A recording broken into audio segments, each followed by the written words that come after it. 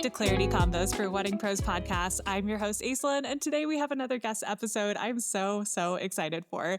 So today we have Samantha. She is going to be talking to us about networking and making sure that you're using networking as a key to your success. And she's going to be sharing some different tips, but we've known each other for quite a while. So I'm actually just really excited to catch up and get to see you. So Samantha, can you please introduce yourself to our audience today? Yeah, absolutely. Well, first, I'm excited to be here, Aislinn. Thank you so much for having me. I'm Samantha Leenheer. I am the owner of a couple different brands, a couple different companies. So I've been in the event industry for over 14 years, and I'm the founder of Kinetic Experiences, which is a intimate gathering sort of conference platform for wedding event professionals. I'm also the principal planner and creative director behind House of Joy and House of Samantha, our education branch as well. So I'm originally from Chicago. It's always fun to know, but I live in the Midwest now with my husband and my kids.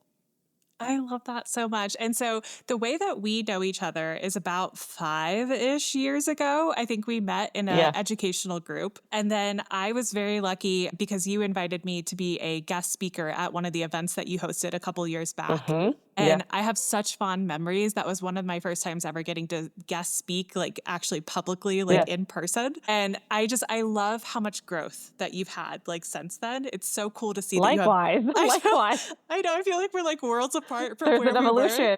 I know.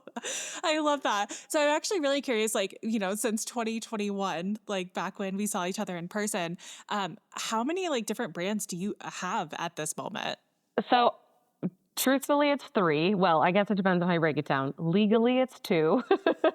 House of Joy and Kinetic Experiences are both separate LLCs. House of Samantha is sort of my personal brand, but it's also I did a lot of education and teaching underneath House of Joy. And late last year, I actually pulled it out to its own sort of visual platform. So financially, everything is still underneath House of Joy, but it's really has differentiated the B2B and B2C conversation out separately. I like to say that I have 4 because I think of my household as a company in of itself, and we have to be profitable in order to run and live the lifestyle we need. And we have flow and structure and things like that we do. So it just kind of helps for me to think of it with a degree in business, for me to think of my household as another sort of company. And we meet weekly to go over numbers and plan out stuff just like we do for a company, but it works really, really well for me and when you're married to an engineer. I love that. Do you guys do KPIs and Not quarterly quite. retreats? It's hard to do. The quarterly I would like to get into, at least the annual, but we do a really great friend of mine, Sarah Bradshaw. She has done these annual retreats with her husband. So she actually shared a little bit of her framework that I was like, okay, I need to go deeper. I need more of this. But we meet every Sunday for sort of weekly planning and go through what's on the docket, who's doing what, where's our spending at. It just keeps it really tight for us to know. And then it helps us do future planning as far as vacations and who's going to what. We both travel for work. So it's helpful to know, we actually have next week where neither of us will be home for the kids. So we have Oh, someone will leave and then we have an in-law coming on, my mother-in-law who's coming in to actually pick up the kids. And then I'm going out and she's coming back. So there's a lot of moving parts, and it helps to sit down weekly and have that conversation. yeah, we do that in our household as well. And I'm going to be super nerdy here for a second. So I just made a customized planner with Agendio, which I don't know if you've ever heard of them before. Okay, it's oh my God, it's so nerdy. But basically, it's a 400-page planner that I made myself. And I literally designed every single page down to the prompts. I literally have Oh, have you done your mindset work today? And it's got little check boxes. love But this. I'll send you a link later, but I truly and this is not sponsored whatsoever. This is just me nerding out about different systems and the things that we have done to really just make sure that we are living the lives that we want to live. Because I think just so many people just take what they have and they're well, this is it. Yeah. This is what I've been Yeah. given. And it's Yeah. there could be more systems in place for you. Yeah, I love getting to catch up and getting to hear what you've been up to. I love that you have so many different brands. And I know so much of your growth over the past few years has been really around creating very intentional connection spaces. And you've been so intentional with how you've grown. So can you tell our audience a little bit more about what networking has done for you, specifically around your businesses that you have? Yeah. I also like to share because some people, when they learn that I have so many things going on, are like, that's so much. How do you manage it all? And it all has a place. But at the end of the day, what I do for each of the three companies is really the same thing. I just do it through a different lens and a different like type of platform, almost like in a way, a different audience, right? And so for me, networking is really sort of internal and external. Internal in terms of really digging into the core values, figuring out what I need, how I want to move forward, what does that look like? But also networking from the standpoint of moving through spaces with intention, right? A lot of it is about showing up, but showing up in those spaces that are going to sort of serve and support me and what I'm doing, and in a way where I feel comfortable being as close to like my genuine self as I can be. I'm not someone who like wants to be at a gala every night of the week. That's just like not my jam. I'd rather honestly grab a beer and grab some jeans and a t-shirt and sit out on someone's patio and just like have a really in-depth conversation. But being able to be in different environments, you meet different people because different people are attracted to different environments. And so moving through that, networking has really been able to show me the people who I'm a best fit for, the clients that I'm a best fit for, and really sort of knowing, I don't want to necessarily say my place because it's not like I have a distinct place, but carving out the destination that's going to be the best fit for me and bringing and finding the community who I want to do that with. I love that. I love that because it's almost like you're creating the tables for people to feel welcome at rather than like being like, oh, I don't belong at any of the tables that I like am seeing. It's like, no, no, no, like there's always a place. Like you can always attract your ideal Yeah. clients, your ideal vendor partners. But I think that that definitely comes from like an internal knowing and an internal like understanding of what it takes for you to be your authentic self in those Hmm. spaces. Yeah. Yeah. Yeah, because so many people will like just like be like a chameleon and be like, oh, well, I have to be the gala person or I have to be the beer person or I have to be the person who's like super bubbly. And it's like, is that actually you? I equated a lot to finding your university, like your undergrad program. And that I remember when I went to my university and I went and toured. And the story I tell is that my dad literally, I came home from school one day on Friday and he said, get in the car, we're going to go visit colleges. And I was like, I'm sorry, what? And we literally drove all over the Midwest to every school I had applied at. And we went to my university, my undergrad, and I walked across the street and I was texting my sister, being like, don't tell mom and dad, but I'm pretty sure I'm going with SLU.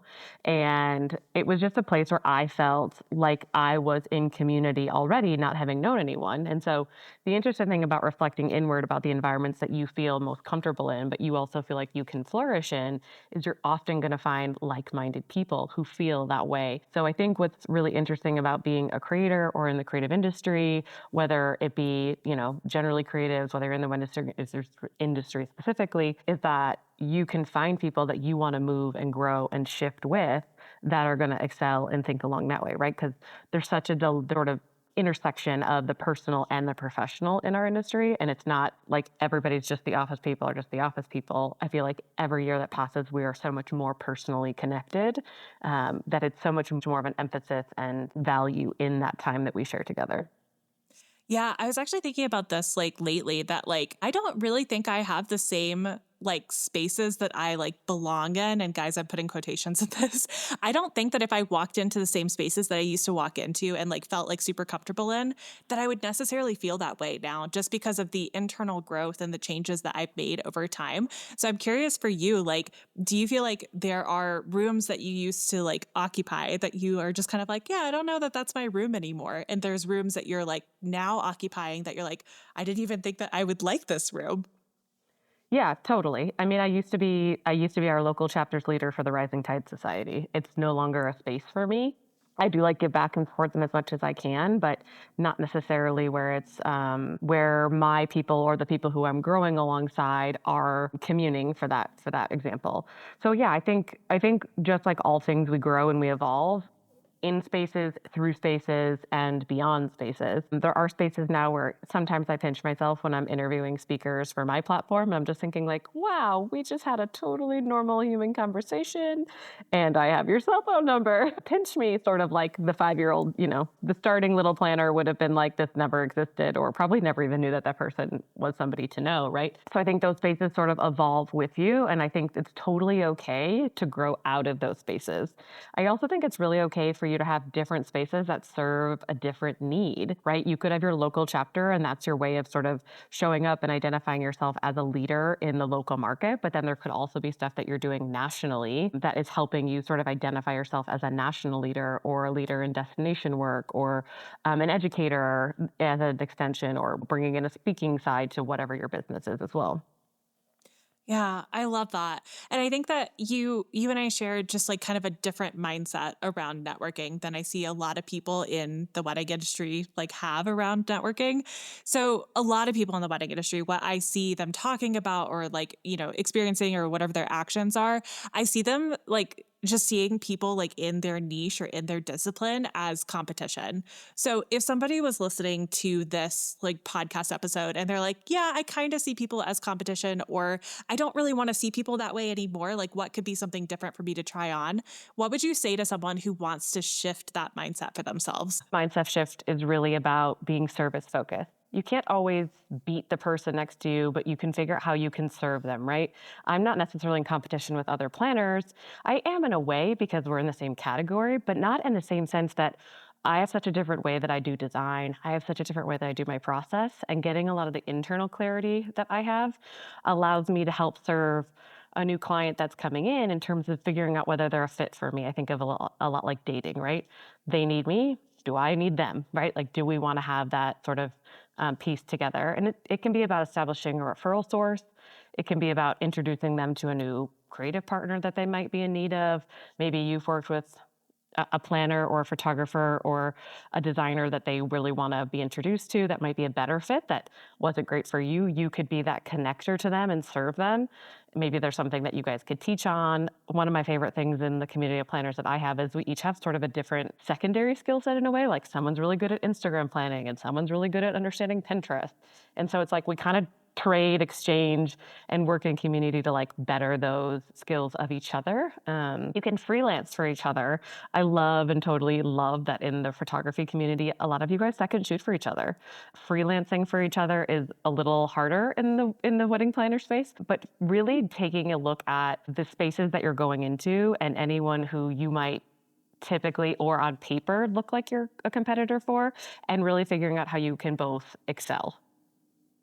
Yeah, one of the things that you mentioned was being a connector for people, and I think like this is something that I like hold a lot of like deep space for because I am one of those people that is a connector for other people. My network is so vast, and I don't say that to be like, "Oh, look at me, like I have like so many people that I know." I know so many people, and what I love about that is that if you say, "Oh, I'm looking for this type of person," or "I'm looking for someone who knows this thing," I probably know that person because I not only like know so many people, I also love to get to know people's like skill sets, and I love to get to know people's like extra interests and their extra things that they do so that when the opportunity comes up to speak someone's name lovingly in a room full of opportunities, I get to do that as often as possible. And it's for me, it's just really like satisfying. Like I just like personally really enjoy it, but I Yeah. also know that like that's huge in this industry that if we can get back to that, there's something so powerful about it. And I think part of what you're seeing is that we all have such a different like background and sort of different diverse lived experiences that we can't all be the best fit for everything, but to be a matcher, to be a connector puts you in a place of value, and I think sometimes in a place of power, not to get like power on it, but like it puts you in a powerful place of value to other people, right? Like, how can I continue to serve on a close friend who does something really, really well that I can't pay to work? I can't pay them for their work. What you can do is you can speak their name in rooms they're not in, and you can help be that connector to them in a very different way that they might not be able to do themselves, or maybe fear or connection is stopping them. Yeah. One of the things you also said around like knowing that you're not necessarily a good fit for every single lead that comes in, for every single like person that inquires with you. I think that there's something like really interesting about this that when you do the internal work and you see yourself as one of, there's only one of you. Right. There's only one person with your lived experience, with your skill set, with your background, with your heart for service. That is such an empowering mindset that I would love to like just hear a little bit more about from your perspective. Yeah, I think for me it comes back to the core value work in terms of what you really know about yourself, and nowadays there's such an emphasis on personal brand that it's like understanding how you want people to interact with you as the individual and as a representative of your brand, and how you want and what that makes people feel, right? Like leaving an impression on people is sort of the new business card. It's sort of the new, billboard. It's that experience, that customer service touch that they're going to leave with, being like, hey, I don't have an opportunity to work with Samantha or Aislinn, but like, she's incredible. The way that she approaches intentionality, the way that she uses color, like, I think she would be an amazing fit for you. It's sort of leaving that calling card behind for people to look at you from that sense and say, yeah, like I wanna help and I wanna support that person because they can only do it in that way. And I think when you know that about yourself, I think it also puts you in a really great mindset to say, this person isn't my competition because they're not doing it the same. They have different experiences, they have different connection, they have different backgrounds. It's something I always point out about like the icons of the industry. Their story gives you a lot of lessons, but you have to understand that any story that anyone gives, there's so much more context to it. Where did they grow up? How did they grow up? Who did they know? What were the circumstances of it? Somebody who is born into a hospitality family is going to be very different than somebody who put themselves through college and never really worked in hospitality. They're going to have two very different approaches. I come from a background in manufacturing, from small businesses, so I'm naturally inclined to be entrepreneur, but I come from and I'm really great at corporate events because I used to work for a manufacturing company. It's just different based upon my experience, but my good friend who was an art major, she is so differently focused on the design than I am. And so I think that they kind of inform the way that we move forward. Yeah, and I think like as photographers or planners or florists or like different disciplines, I think sometimes we get lost in the identity piece of I am a photographer and that is like the only thing that I am, and you forget the context of your lived experience. Like I have a client, she's in my signature program. She's a photographer who she has been an engineer for like I don't know, a decade. Like she's been an Love engineer it. for a really long time. And I was asking her, I was like, why are we not bringing this forward in your messaging? Like your attention to detail is not the same as the attention to detail that a creative has who has never had engineering brain. So Not, we've not to talked mention, about you're going to that. immediately make a safe space for anyone who is an engineer or married to an engineer because you're now going to have Yeah. a shared language. Yes, exactly. My husband's an engineer. So when you were talking about your husband being an engineer, I was like, great, love it. We're probably like on the same like systems agile mindset like side of things. So many things. I love Exactly. this. And yeah, so I think like when I talk about one of one, and it's something I talk about with my clients fairly often, a lot of this has to do with taking like your identity and like taking like what you think you are. I am a photographer, I am a planner, I am a florist, and putting yourself in the context of you are actually so much more than that. You have so much more lived experience than that. You have so much more unique value than that. So like let's look at the other pieces so that you're not looking at other people as competition because they're not you. Sure, they might have different skill sets, but they're not you.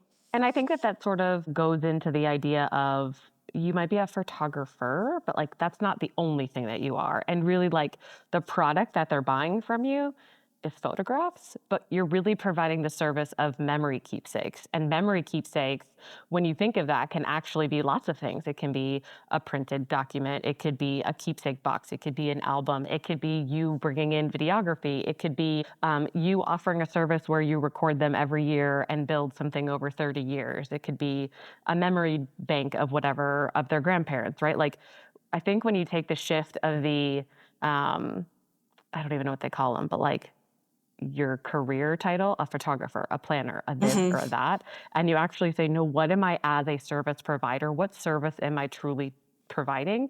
And that's where, sort of at the top where I said everything I do is really the same thing. I'm a I'm intentionally telling stories. That's what I do through everything. I tell my clients stories through their wedding design, through their corporate design, through their planning. I do the exact same thing for my styling and creative direction clients. I'm telling the brand story. I'm digging deeper into their brand and the elements of that. And the same thing I'm doing with Kinetic. I'm providing an environment where colleagues, people in the event industry, can intimately share their stories and connect on a very personal level that will influence and inform the way that their business moves forward. They're all telling a story. It's the exact same thing all across the board. But I think when we take that shift, we also free ourselves of being in the box. I'm not just a wedding planner, because if I was just a wedding, and from the very beginning, I never even called myself a wedding planner. I had to like get over that to use it for SEO purposes.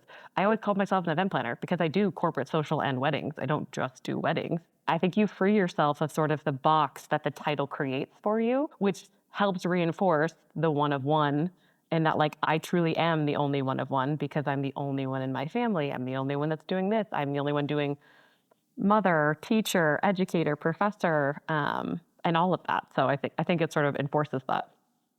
Yeah. And I think, like, to just kind of circle this back into networking, this is the kind of internal work that will make networking so much easier for you. Hmm. Because when you walk into a room and you have this kind of conviction and this kind of context for yourself, it's so much easier to like stand in front of like a brand new person that you're networking with and just be like, cool, this person is going to have something interesting about them that I'm going to file away for connection purposes so that one day in the future, when I'm standing in front of someone and they're saying, yeah, I want to find somebody who can do this specific thing or has this specific interest, my little like brain goes off and says, oh, hey, do you remember that person that you were standing at like a networking event like a couple weeks ago and you were talking about this thing? These people would be a great connection. Yeah. So I love that we get to kind of like, do the internal work, do the identity work, but also like it's going to affect your business and it's going to Hmm. affect how like you network and how you create success in your business. So I think this is a really beautiful transition and segue into what are some of the best networking tips that you have for people listening to this podcast?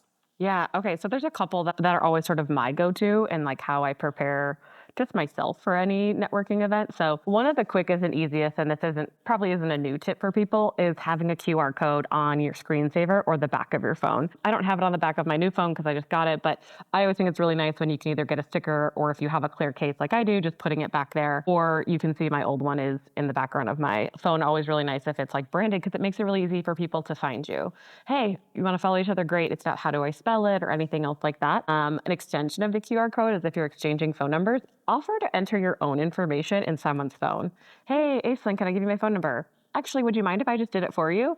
Because you can enter so much more information. And what I love when I do this, I like to go to the notes section and leave a note about how we met each other. So, hey, we met at this networking event and we were talking about and connecting about how we both have 3-year-olds. Really, really great standpoint because they can go back to it, or if they're looking at it, they can have it, and then shooting a text. That's always a fun one. But one of my favorite go-tos that I have a document, a Word doc that I go through and prep myself for any, is I sort of always, in that, it has my core values, my brand statement, and things like that. So I can just sort of refresh my body on some of that like really easy to go to language when I'm talking about myself. And especially for me with different companies that I'm refreshing with the different languages for each of the brands. But I love to have what I call fire starter questions. I call them fire starter questions because a little question can kind of get you going. How's the weather? How are you doing? But you have to add a lot of kindling and you have to like let that conversation, you've got to breathe a lot of oxygen into it. So I like to kind of go really not deep, but just more thoughtful from the beginning. And a great, great, great reference for these is Vanessa Van Edwards, if you've heard of the charisma coach that she is. But I always sort of like asking people what's exciting that's going on in their life, what's something that they're really looking forward to this year. I've met a couple other people who have ones that are in alignment with their brand, which is always a great one. So it could be what designer is inspiring you this season if you're fashion focused, right? It tells you a lot about that person, or tell me about one of the most amazing vacations you've ever been on and why it resonated with you. I think it's always a great way to go because it's entry level for people, but it shows that you put a lot more thought into it when you start those conversations beyond like, hi, how are you? What do you do? The what do you do will always surface because it always sort of shows its way through. I always like taking notes after you've sort of segued from somebody, even if it's you've talked to 5 people and you're like, okay, great, or you're between people and you can text yourself like, okay, Aislinn, she's a coach, follow up. Okay, Sarah, she does photography out of the mountains. Like, let's talk about, follow up on the suitcase that she had. Things like that are really, really helpful because what I think people often forget about, there's really 3 stages to networking, 4 stages, I think, to networking is there's the like initiative, the taking the step, the signing up, and then there's the going. There's like the performance of being there, right? Being engaging, working the room, finding the value of it. Then there's the follow up, right? And that usually can be a closed loop for people, but you've got to keep it open. And the follow up really creates an opportunity for you to follow up again and to connect with them again and find out what else they're going to and elongate that conversation, because being relevant to somebody else can just literally be about being seen and heard in a more recent basis for them. Yeah, keep going. Yeah. Yeah, I would just say, like, I think that the art of the follow-up is just, like, completely lost in the wedding industry so often, and I think that especially, like, if you're not taking notes or you're not connecting with people or finding a way to like deepen the relationship exactly like you were saying, it's kind of like you're putting the pressure on the other person or you're putting the like onus on the other person to like take the Yeah. initiative versus being the connector, being the person who's like going to send an email afterwards and be like, "Hey, we were talking about that custom planner and I know like you and your engineer husband would love something like this. I just wanted to send you the link really quick so that Yeah. you have it." That's a beautiful connection point that like not only are you of service, but also like it's a reminder that like you guys had a great conversation. And I think I also want to point out that it's not just about the speaking and the talking to somebody, but it's also about the listening because you Mm. don't have to be the one in that conversation to have heard something. So this is a great if somebody is speaking at like let's say your local WIPA chapter and they drop something in conversation that they're having a pain point on, or maybe their suitcase just broke or something like that. Maybe you follow up and be like, "Hey, Amanda, thanks for your presentation, but also I know you said you had trouble with your suitcase. I'd love to extend my partnership discount, or I'd love to just vouch for this piece that has like been with me for 10 years. Thought you could really use it. Really thinking of you, bummed out that you have it, right?" It can be about cultivating the relationship through the way you chat, but it also can be about listening, which opens up other doors for you to follow up. And then I think like the fourth stage to it is that repetition. I think if I close that door, sort of having that follow up that you can talk about time and time again. I think too one of the big tips I give when you're finding a room to be in and what that room can look like is sort of researching the person and what that room is. Who are they attracting? How is that room cultivated? This is actually a lot of advice that I got from my own brand, my own like a personal brand coach that I worked with. She talked a lot about doing the research beforehand, investigate who's going to show up in that room. What does their brand messaging indicate in terms of the type of people that they're attracting? Try everything once, absolutely. But also if you're thinking of that room after the first time, thinking that like that's a room you want to belong in, is that a room you could see yourself being a leader in? What is the landscape of how to navigate that room? What do they look for in people who are returning often? Is there opportunity that you can create for yourself, right? Because, well, I love to talk. Networking has to get you somewhere, right? So, sort of that repetition and that consistency in showing up in different rooms or showing up through the same brand lens, again, leaves a big impression behind for people. Do you have any stories or anecdotes about how this has showed up for you in real time? Like how this has actually like worked for you with your businesses? Yeah, I mean, one of the things that I do often, and this is probably isn't a surprise, but Kinetic is an invitation-based platform. So it's a lot of invitation, it's a lot of referral. And every time I do sort of an out-processing conversation with our speakers, I ask them, "Hey, who else do you know that would be a really, really good speaker for our platform? You already know us. You've already experienced it. You already know what like the expectations are and the type of people that we attract." So that personal referral can also help me get in the door first because many of them are saying, "Reach out to so and so," or "Let me reach out to so and so on your behalf," or "Let me do an introduction of you," or "Let me just make sure that it's okay that I share their information, on their behalf to you." And it's so great because I now can write an email saying, "Hey, so and so recommended I reach out," or "Thanks for the introduction. I'd love to set up a time." Now I'm going from a cold call to essentially a warm lead, and it's immediately giving me better responses as far as that goes. I have so many stories of clients and colleagues as well too, of just how being in the right room and following up can be that. But that's probably one of the best ones that I personally use regularly and have used multiple times this week, to be honest. I use that one too. But also, I think like something you just said at the end there of being in the room, there is a difference between being in the room and standing in the corner and not engaging with the room versus being in the room and being willing to be curious about the people in the Hmm. room, being in the room and being willing to put yourself out there and follow up. Even if you're like, follow up is like kind of like scary. Follow up, like, what if they reject me? What if? But like, I can't tell you how many connections have come for me and relationships have come for me from just being in the room and being willing to like get curious about the other people in that room and then actually following up with them. Yeah. And I think remember that people like to talk about themselves. Mhm. Like, ask them to tell you more. I mean, tell me more. Can we dive into that a little bit? Prompt them in your return question, which seems like a conversation, to just keep talking if you're more introverted. It's an easy way because they're also going to slowly uncover not dirt and like there's dirt to hide, but like they're going to peel back the layer of the onion one by one, right? One scoop of dirt at a time to really uncover the real roots of who they are, what their values are, what all of that means to them. And I also think you can look at a room and grow and change in the way that you show up in that room in order to it to serve different parts of what you need. Yeah. Yeah. I mean, it's so cool to kind of hear this because I almost feel like we're giving like a little bit of a master class on charisma. And a lot of the things that like you're sharing, I'm like, oh yeah, I did do that or I do that. Or like, oh yeah, that is something I've learned over the years that has really like served me. So I love the tips that you're sharing. But I do know that a lot of people find it very, very intimidating to like actually network. And they find it like maybe it's not their first time, but they kind of feel like this like fear of rejection, this fear of putting themselves out there. Do you have like, do you still get nervous, like, when you're networking, like, and you're in certain rooms? And, like, do you have any tips on, like, how to shift, like, nervous energy? Yeah, I still, and that's why I have the Word doc. So for me, it's about being prepared. I like looking at the Word document before I go into new spaces. Sometimes I practice stuff out loud if I'm driving in the car and just sort of go through if I've got new fire starter questions that I'm going to have. This past week, I was recently at a WIPA event for our local chapter, and the weather was really cold and dreary, and I just quite frankly like didn't want to go. And that's really rare for me. I'm always like, yes, come hell or high water, like I'll be there. But I just didn't want to go. I wanted to stay in my brand new cozy sweatshirt and just buckle down and like get the work done. But I went and I showed up. And after that event on my way home, I made some mental notes and I updated my Word doc. Today on how I want to show up in that room differently next time because I found that I had a pattern. And what I did is I found people that I were in my community and that I already have existing relationships with.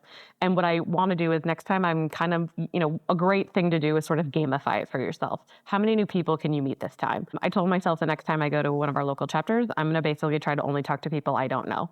And if we've already met them, I'll say hi, but like I'd like to meet new people and politely excuse myself to get to the next one, say hi to the next person in that space, right? I think you're always going to have the nerves because there's always something like people don't necessarily walk into a room being like, yes, everybody look at me, I'm ready. Very few people do, right? And what I like to remind myself of is that people are showing up with one facet of their life in this room. There's so much more. So just be ready to give yourself the grace for that, but also give everybody else that grace if it feels like somebody's in the corner of the room.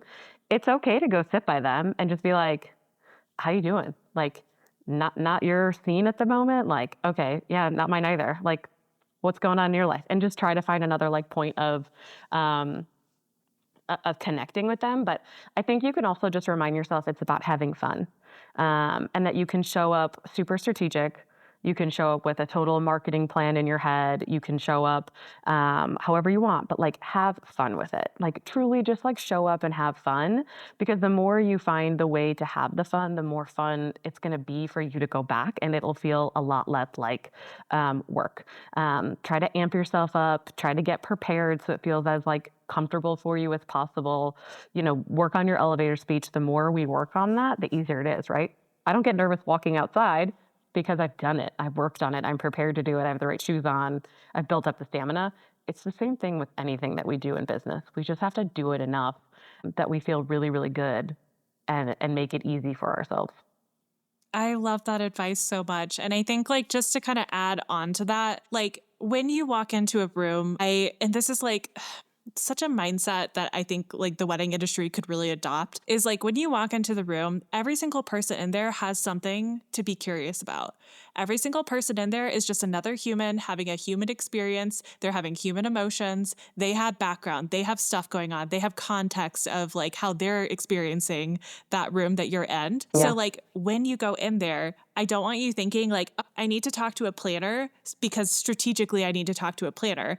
Instead, I want you to go in there and be like, okay, there's 100 people in this room. I bet somebody else in here has X connection point. So somebody else in here has an Australian Shepherd poodle mix. Someone in Yeah. here has poodles. Somebody in here loves custom planners. Somebody in here has an engineer partner or family member. Mhm. Somebody in here has a connection point that I can make a connection with. And think of it more as like, okay, there's a whole bunch of really cool humans in this room. I'm really excited to learn more about these people. That I want it like to be more of that and less of this like I'm going in here to get something out of other people. And that reminds me, a great community advisor describes it as give one, ask one.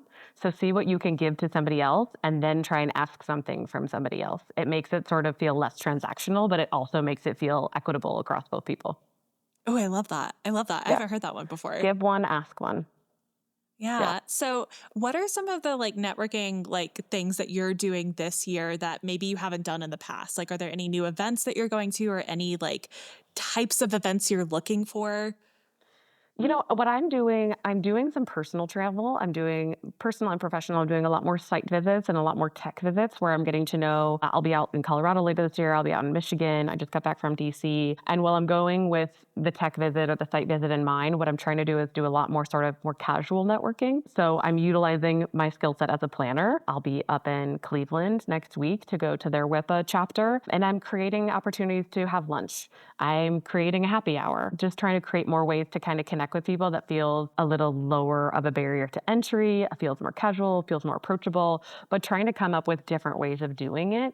I would love to get people together in Colorado and go on a hike and it just have be like maybe there's 6 of us that we all just go on a walk and we pack a picnic, and a different way of sort of connecting that just feels really approachable and genuine, but also isn't a heavy lift for me and tacks on to other projects that I'm doing. So most of my networking approach this year is to sort of cross facilitate the things that I need to do and tack on and create ways to just genuinely connect with people in the markets that I'm visiting, which is harder to do when nobody keeps their geographical location in their in their bio anymore or on their You're like, website. where are you? Yes, Destination is not a place. I work worldwide. That's great, but where do you live? Because I want to visit you. I love that. I love that. And I think that for me, like when I was a wedding photographer, I was also looking for like ways to do networking in a different way. So I used to host wine and cheese nights when Oh, I I lived love in that. Orlando. And I used to invite different people that I just thought were cool people like in the industry. I was like, I like you. I think it would be really nice to like hang out with you guys. And there was like maybe like 15 of us. And every single time I would have people like bring somebody with them who was Hmm. also in the industry that they thought was cool.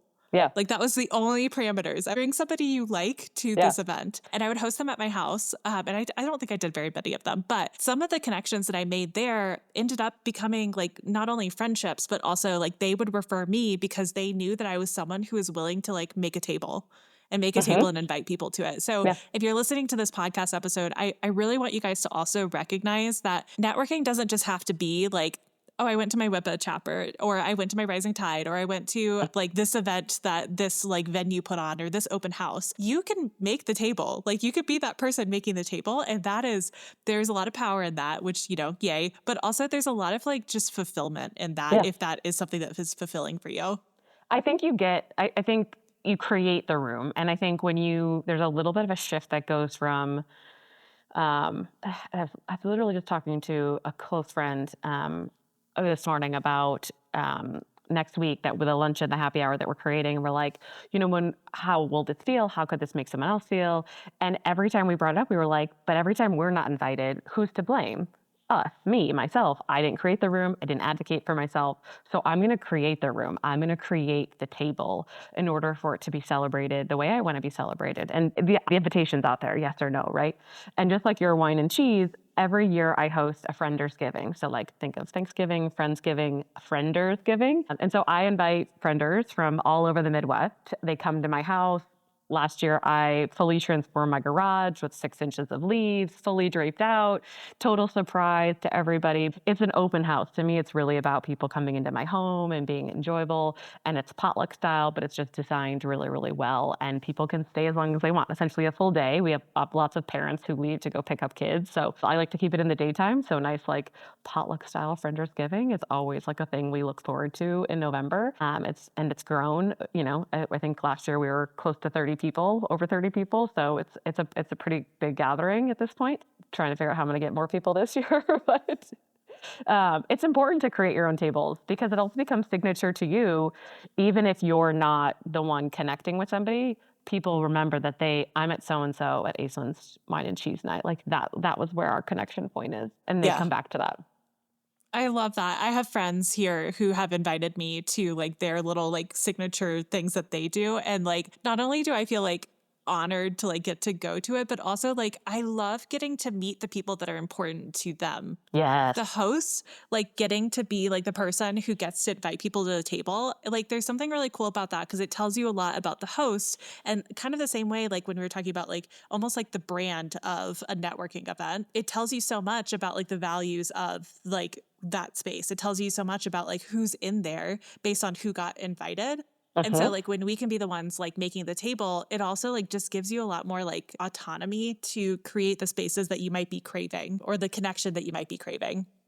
And I think there's also something to be said that if you get invited to something else, like not what's a great way the way of looking at it from the perspective of feel honored that you got that invitation, but maybe don't judge it too heavily. Like you never know what's going to be behind the door that somebody else is creating, and you never know who else is going to be in the room that somebody else created as well, right? I think sort of take those invitations, and I always say try everything once because you never know who you're going to meet. Yeah, I think there's a lot of people will like kind of be in the wedding industry. I'll be like, "Oh, that's not for me," or like that's like, I'm never Who's going to on get the invited list? to that. Who's on the list, Yeah. whatever it is. And it's like, I think that there is a season in business for just being like curious and just being Hmm. like willing to try everything Yeah. so that you can find out what is for you and what isn't for you. But then at certain points, like it almost comes full circle of like, oh, this, I used to say this wasn't my thing and now it's my thing. And so I think it's important to like, if you've said in the past, oh, I don't go to that type of event or I don't go to that like networking or whatever, try it. Like, what are you afraid of? Like, you can walk out at any point if you don't like it. Yeah. Absolutely. Absolutely. Yeah, I love that. I love getting to hear like, the different types of tips that you have for networking, but also just like how you've grown your businesses with networking and like the different brands that you've created. I would love for people to just kind of like have general ways that they can find you and just a general overview of like what are some of the services you provide, what are some of the ways that they can connect with you, and anything that like you're currently running or want to tell our audience about. Yeah, absolutely. I'll kind of break them all out. So, House of Perfect. Joy is our planning and design firm that I run. The best way to connect with me on that is going to be through Instagram and our email, to be totally honest. It's houseofjoy.co on Instagram, and then info at houseofjoyco.com. And that's really going to be our main design firm, everything that we do for that. And then my education branch, sort of what I do, keep teaching, speaking.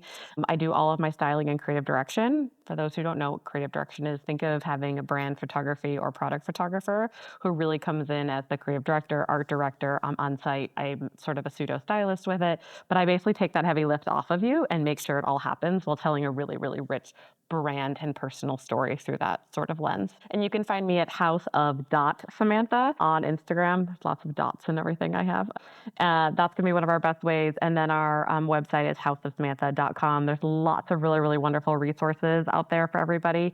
We have a whole styling guide, best business tips, best business tech tips, and things like that that people can do free downloads and stuff on our website. And we'll be launching our masterclass in styling late this summer.